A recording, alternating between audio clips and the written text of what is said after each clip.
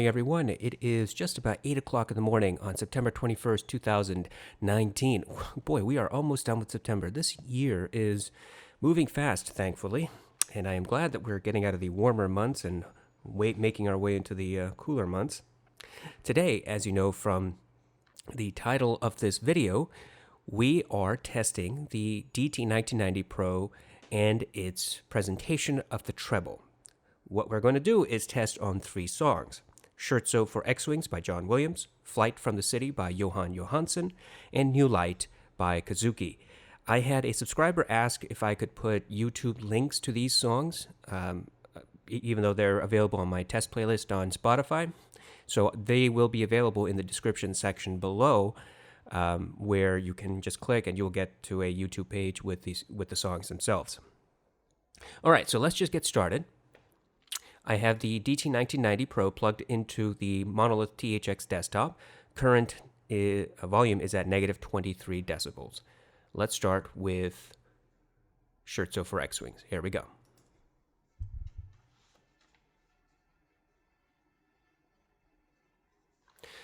It's, at negative 23, it's a very comfortable volume, definitely not loud. I'm going to increase.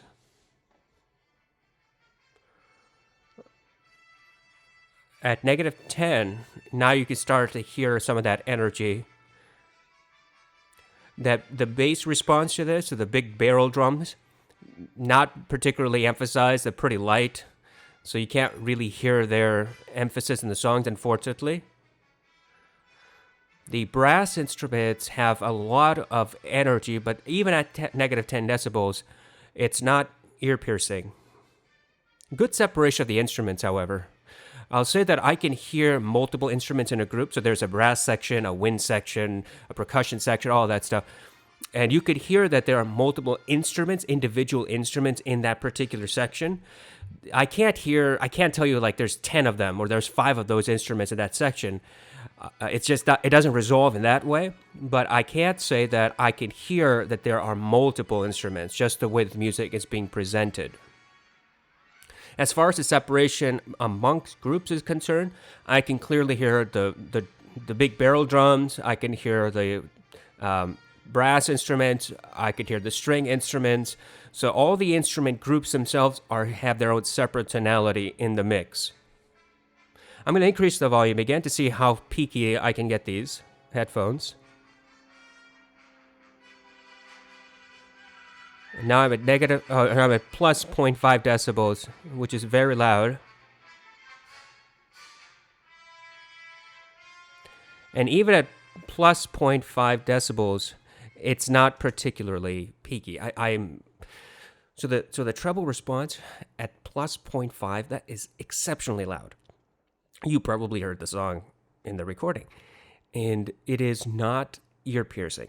I mean, that's a lot of treble energy, and the 1990 is able to just keep it under control. Now, if you listen to a different type of song, an orchestral piece that has much more treble mixed in, then you might be able to get it really ear-piercing. But there's also the other side, that there are people out there who definitely cannot handle treble at all. I am treble averse. But there is a certain amount that I can handle that I'm okay with, and this is okay. Even at plus 0.5 decibels, that's okay for me to listen to. I wouldn't prefer to listen to it at that volume for long periods, but for purposes of this test, it was fine. There are people who will definitely not be able to handle the treble at negative point or plus 0.5 or negative 10, right? It's just too much energy for their ears. So it really does depend on you and your particular preference. But in my opinion, I think there's good separation amongst the instruments groups. You can tell there are multiple instruments in a section. You just can't tell how many instruments there are. There's average soundstage. So the DT1990 doesn't have tremendous soundstage. It doesn't sound open and airy. It just sounds like an average headphone, meaning if I give you an example, it sounds like you're sitting in a medium-sized concert hall and listening to it. And if that's the experience you want to have, then that's fantastic. I think the 1990 will, in fact, give you that type of presentation. But that also has a downside, which is you don't get all the transients in the music, in the instruments. You don't get the bass response, because these headphones really don't have a particularly good response in the bass region. But the other trade-off is, the treble surprisingly sounds very good, very well controlled. It's not been my experience so far that the treble is exceptionally peaky, at least not to my ears. So with the test parameters so far, with all the testing that we've done, I think the 1990 Pro is fairly good at controlling that treble energy. Okay, so let's go to the next song, which is Flight from the City by Johan Johansson. Here we go. I can hear the micro detail of the pianist moving back and forth on his bench. Very clear and distinct. The piano sounds pretty natural, I would say. I mean, if you've ever listened to a piano in person, you have an idea of what it's supposed to sound like. And it sounds like a natural piano. There's no, it's the piano frequency is not overemphasized. So what happens is sometimes when the pianist presses down on the keyboard, you can hear a thump, thump, thump. Well, the DT 1990 doesn't really produce the thump, thump, thump. You don't hear that bassy, thumpy thing just because of the key being pressed. Some headphones really do reproduce that. Some amp decks, because they have a bumped up bass response, will reproduce that. But the 1990, with the combination with the THX, is very neutral, incredibly flat with respect to the thumping. It's barely noticeable. That is also translated into the piano frequency. Because there's no thumping sound, there's no sub-bass resonance, then the piano sounds just natural, and I wouldn't say airy, but it does sound very, very smooth and undistorted. The string instrument, I think, is a cello. You can clearly hear the difference between the string instrument and the piano. There's some other synthetic sound that's going on, a high-pitched noise in the background that's also separate. You can hear it, doesn't interfere. I'm going to increase the volume because it's back down to negative 20.5. I'm going to increase it to negative 15. And even at negative 15, no peakiness, no harshness. In fact, this is such a smooth presentation of the song while still retaining that energy in the upper treble region, and yet still not becoming peaky. I'm particularly surprised by the amount of detail that the 1990 is able to reproduce in the clarity. So, for example, the pianist moving back and forth on his bench, that's quite distinct. It's not overemphasized, so it's not like you can hear that above everything else just because the bench is creaking, but you can hear it, and it's clear, it's distinct, it's undistorted. It's a micro detail that just comes out quite naturally, even at lower volumes.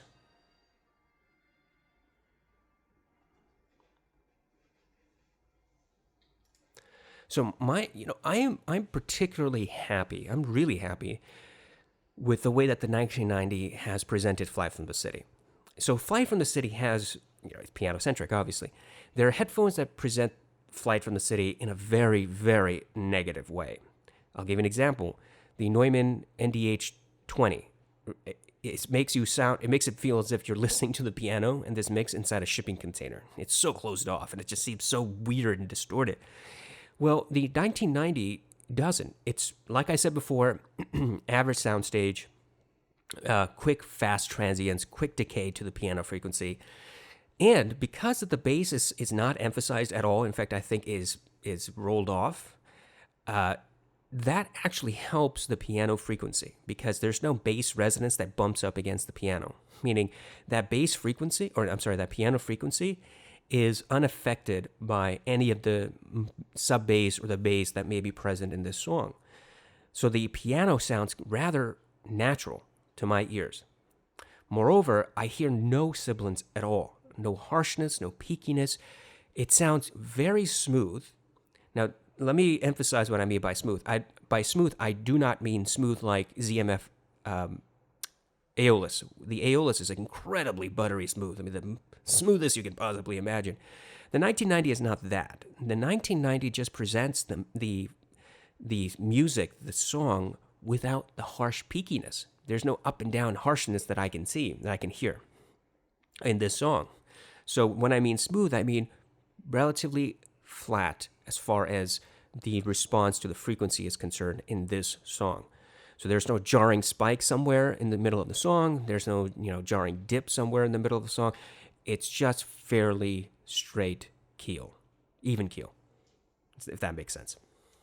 All right, so now let's go to New Light by Kazuki. Now, New Light has a lot of detail, and the detail is detail within detail.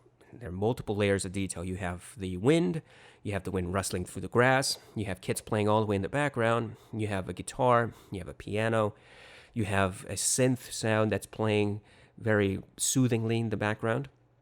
You have the person walking on the grass. You can hear the crunching of the grass. Those are all layers of detail that should come out on a pair of headphones that has good separation. All right, so let's go. We're negative 15 decibels.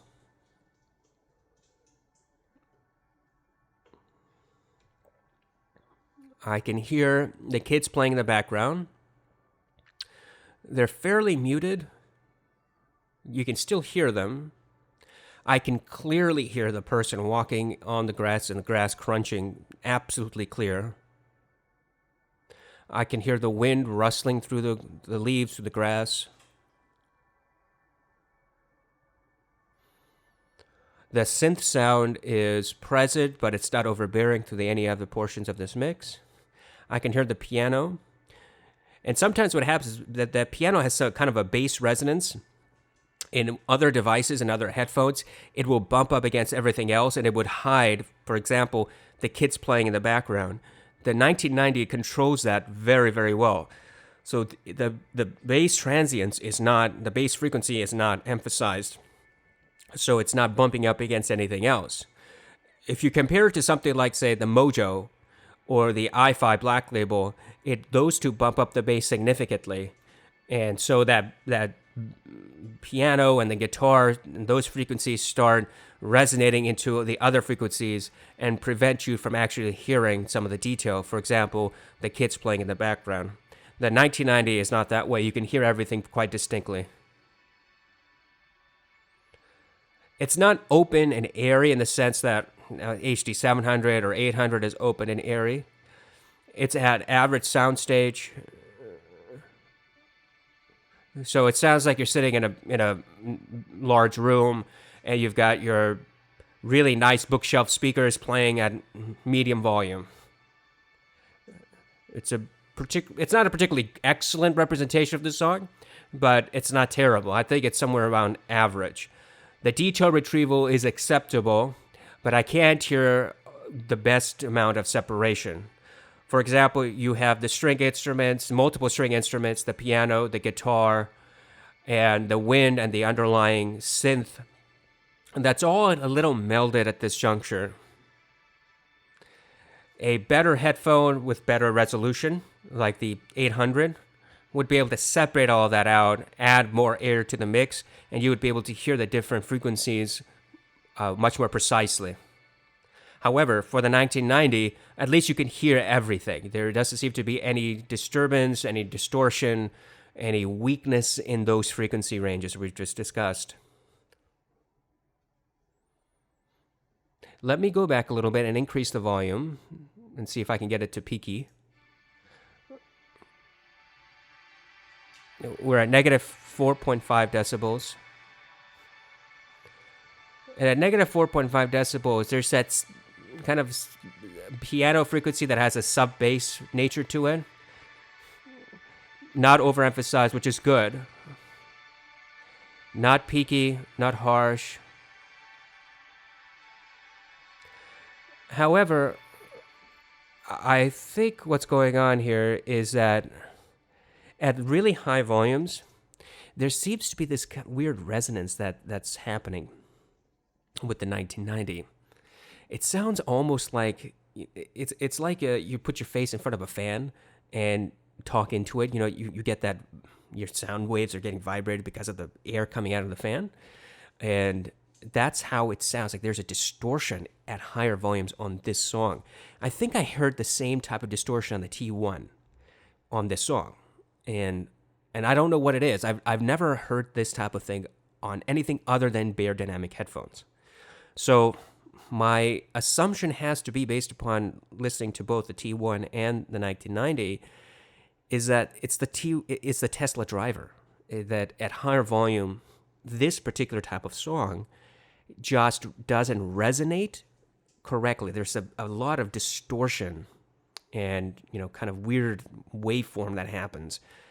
And it has to be the driver. There's nothing else to explain it, because it happened with the T1 and it's happening with the 1990, but it doesn't happen with any of my other headphones. So take that for what it is. Go back to about midway of the song and put on your headphones, crank it up to, almost too much volume, and listen. And if you hear that type of resonance, like you put your face in front of a fan and talk into it, and you kind of hear that weird resonance sort of thing. If you hear that, then that's what I'm hearing. But if you don't hear that, then you know that your headphones don't reproduce that particular weird sensation. Okay, so let's talk about conclusions. We've done the bass, we've done the mids, now we did the treble. Overall, what is the presentation of the 1990? I think that the 1990 is a fairly good headphone for separation and for detail. It's not the best. It by no means is the 1990 the best in detail retrieval. By no means is it the airiest, the one with the most soundstage. By no means is it the one that provides you the most accurate sound. And by no means is it the type of headphone that I would recommend for everyone. I think that it's above average in all respects. Overall, it's above average. Now, that may sound like a bad thing, but, look at the headphones that we've been testing. And, when you're talking about ZMF and audeze and Focal and Oppo and Mr. Speakers, we're putting up the 1990s against some stiff competition. So to say that it's middle of the road within that group set is not bad. My concern is that it's $600. And I don't really see this as a $600 pair of headphones. I don't see the justification. It has good separation. It has decent soundstage. It has good representation of, say, the piano and the mids. Very good representation of the mids. Good control over the treble frequency. In my testing, I didn't hear the harshness that other people have been talking about. And I've been trying to pump up the volume in every test that we've done so far on these to find their harshness. There have been times with certain songs where it's come close. Like I said, oh my gosh, if I keep pumping it, then I might get it, but it's so close, it's just not there. But that's the maximum volume I would ever listen to a song to. And so where I'm trying to get it sibilant, where I'm trying to get it ear-piercy, I simply can't hear it. That could be explained by a number of factors. The amplifier that I'm using, the songs that I'm playing, the type of ears that I have. Maybe I'm not that sensitive to that particular frequency range that the 1990 overemphasizes. I don't know. I have no idea. But I do know that there is a spike, and I do know that people have complained about it, so I know it is a factual thing.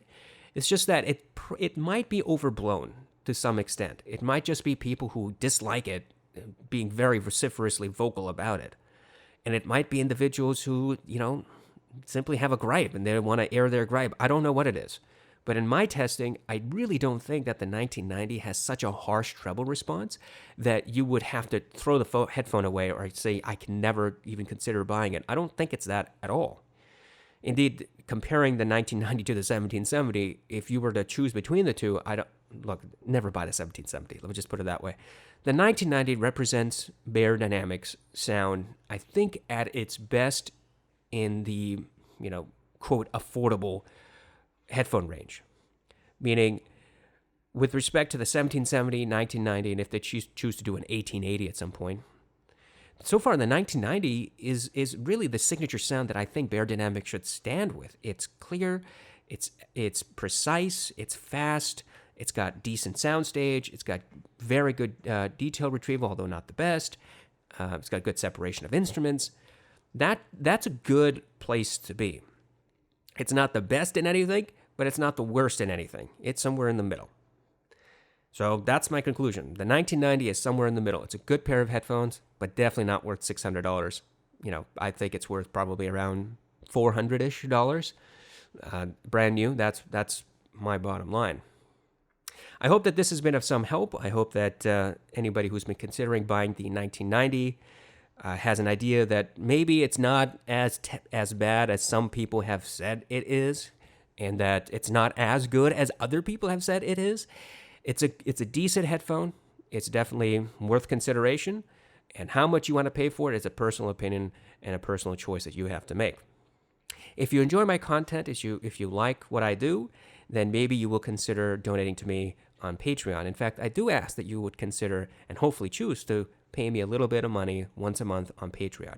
Even a couple of bucks a month would help me keep this channel going, help me save up money to keep buying new gear that I can buy and then review thoroughly for you. I currently have 6 very giving, generous, wonderful patrons, and I thank them from the bottom of my heart for choosing to share some of their hard-earned money with me once a month, every month. And if you are a viewer, a subscriber, and you like what you see, like what you hear, then maybe you will also take a step into that direction. If you are a viewer but you haven't subscribed, then hey, maybe you'll consider subscribing, because I really do like getting notifications every day that I've got one more new subscriber, because I want to get to that 500 subscriber level, because that'll be a huge milestone for my channel. If you have any requests for any reviews, then please look at the review request link in the description below. Click on that, finish the review request form, and I'll get to your review request as soon as I possibly can. Finally, if you have any questions, concerns, comments, feel free to leave them in the comments section below. I hope all of you have a wonderful weekend and that you have a peaceful, restful rest of your day. Take care.